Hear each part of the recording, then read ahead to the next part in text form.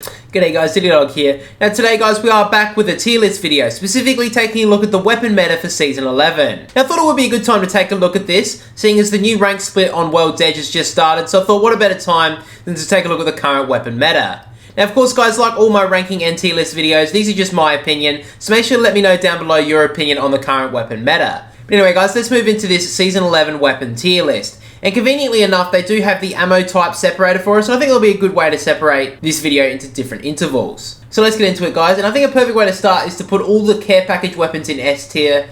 Now yes, some people may think that the care package weapons could change here and there, but I still think that the care package weapons are the best weapons in the game, so they should go S tier. Now, the way I'm going to rank this is S tier is going to be the most overpowered weapons, and that's why I put the care package weapons there, because obviously they're supposed to be kind of overpowered. A tier is probably like the meta weapons, like are perfect the way they are. B tier, I would say, are probably fine. Could use a little bit of a buff here and there, but overall they're fine. C is like they do need a buff, but they're not the worst. And D tier is basically the worst weapons in the game, and I don't know if they're going to be able to change that. So we'll move all the guns, all the care package weapons into S tier. And what I think we'll start with the shotgun weapons, which I think will be cool. So let's start with the Eva 8. Honestly, I think the Eva 8 is in a pretty good spot right now. I know they have touched it a little bit with a little nerf here and there, but I think the Eva 8 is in a pretty good spot right now. So I think I'll put this one in A tier. Not going to muck around too much with the shotgun, with the Eva 8. I think it's in a pretty good spot right now. Let's talk about one of my favourite weapons of the season so far, which is actually the Peacekeeper. I wouldn't say it's overpowered by any stretch. I think it's in a really good spot right now. I'm going to put it in A tier with the Eva 8. Now we get to the Mastiff. Now obviously, a couple of seasons back, the Mastiff was a very overpowered shotgun. It did like 130 if you hit it right. Now, I think it's in an okay spot. The hop-up they gave it this season, which escapes my mind right now because hop-ups don't mean anything anymore in this game. But it didn't really do much to the Mastiff, but I'm going to put the Mastiff in B tier. It probably could use a buff, but I think they're afraid of buffing it too much because they don't want it to be overpowered like it was in previous seasons. And finally, we have the Mozambique for shotguns. Honestly, I think the Mozambique, look, it's not going to be a top tier weapon. It's never going to be, unless they bring it in like the April Fool's mode they bring in every year. It's okay. Look, if you drop with a Mozambique, if you land on a Mozambique off drop, you can probably put in a bit of work with it early game, but in mid to late game, you probably don't want the Mozambique. So I'm going to put it C tier. Let's just quickly get the Bocek bow out of the way, because it's the only one obviously with arrows. Really interesting weapon. Now, if you hit your shots with the Bocek, it can be one of the best guns in the game, or one of the best weapons. It can't really be a gun if it's a bow.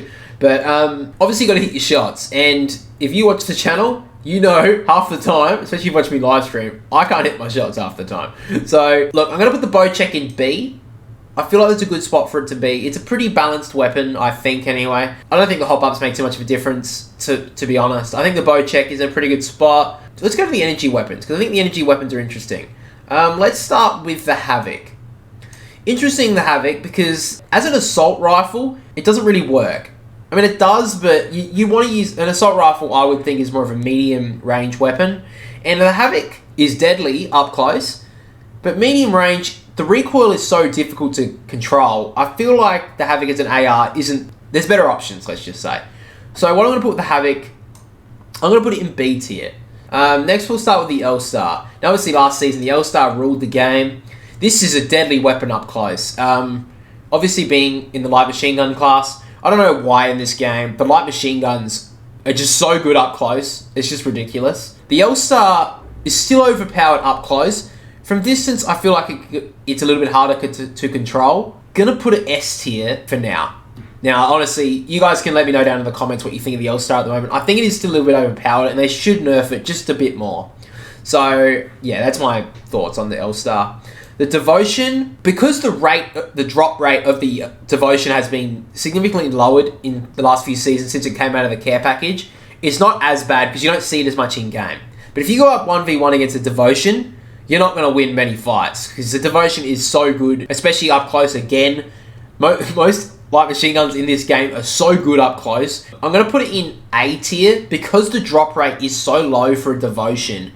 I feel like it's okay with the drop rate, like the spawn rate of the Devotion, but it could use a little bit more of a nerf. I wouldn't say no. If I saw it like on the patch notes in Season 12, get a nerf, believe me, I'm not sitting there saying, oh, why did they do that respawn? Now, the triple take needs to be nerfed again.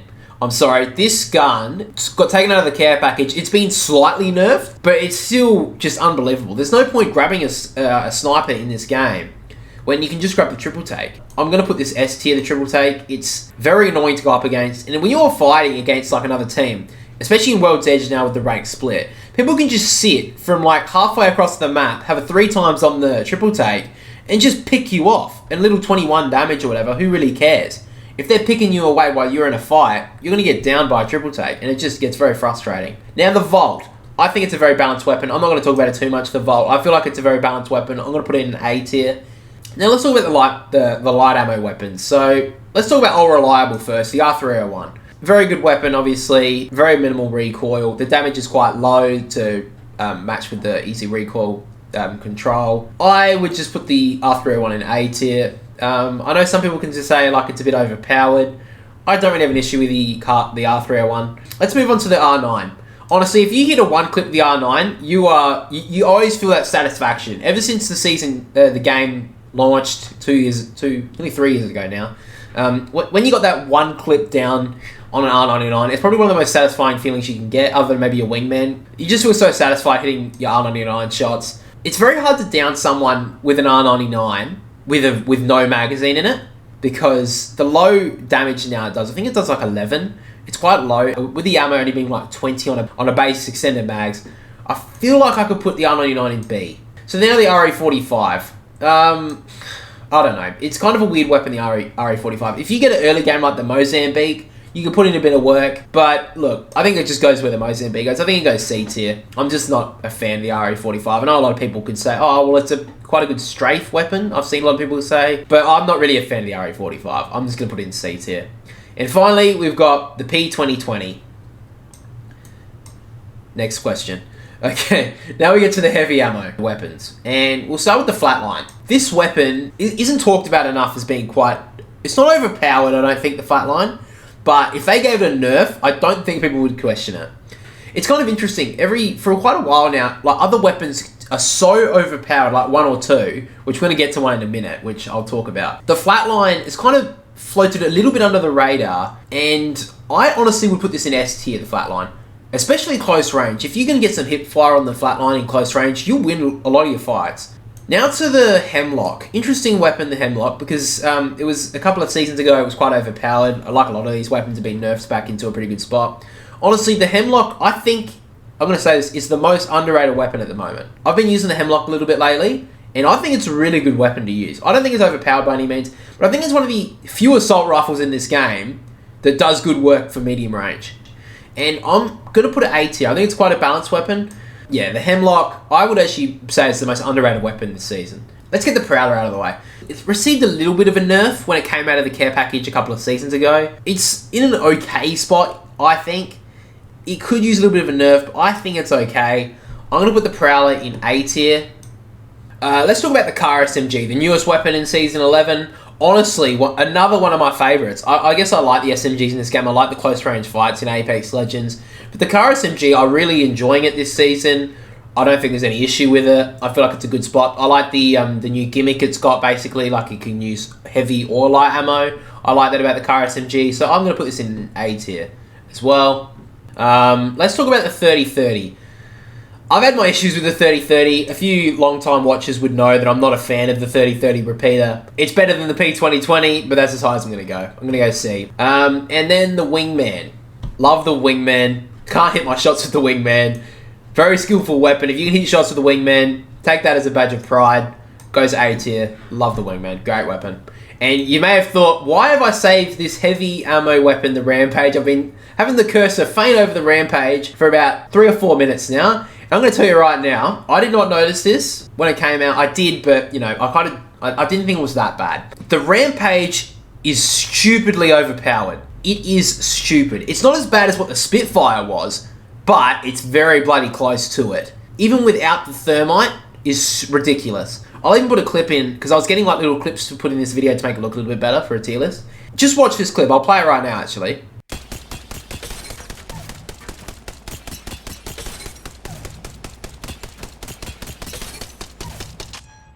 yeah, I mean, I just think it's ridiculous that it can do that much. It can kill, like, I mean, I know there are only dummies in the game, but, I mean, there are 3 dummies that I didn't even have to reload. My sensitivity is shit in the game, let's be honest. My sensitivity is, like, on the base one, and I don't bother to change my settings. But the Rampage, I downed all 3 of those dummies without even having to reload. It's just ridiculous, man. This goes S tier. Rampage needs a nerf, Respawn. And finally, guys, we'll talk about the snipers in this game. So we've got the Longbow, the Sentinel, and the Charge Rifle. Let's talk about the Sentinel first. It's a pretty good weapon. My problem with the game is, why would you use the Sentinel if you can grab a triple take? It's easier to find energy ammo. It's just a better sniper, really, than the Sentinel. I don't have a problem with the Sentinel, so I think I'm going to put a B tier. I feel like the Sentinel can sit in B and it'll be fine. Now, the Charge Rifle on World's Edge, you know, I feel like it's a little bit better than the Sentinel, because the way it just beams the way it does, it's just kind of stupid. I'm going to put the Charge Rifle in A tier, because I feel like it is a little bit better than the Sentinel. Especially the fact that you don't really have to aim it. You don't really have to, like, you know, spend your time lining up your shot like with the Sentinel. And now the Longbow. Like the Hemlock, I feel like the Longbow gets slept on quite a lot. I feel like when the Longbow, obviously in Season 0 and 1, I think it was, when it was pre-nerfed, like with the Wingman, I don't know if you guys played back then, but the Longbow was really, really overpowered. The way the fire rate was insanely quick, the damage I think was 60, and they had a skull piercer on it, which would do about 100. It was just kind of ridiculous. The Longbow still is a very good weapon, very balanced weapon. I think it's like the Sentinel though. Again, the snipers in this game are kind of weird. They're kind of the only 2 real snipers in the game. I don't really count the Charge Rifle as a sniper.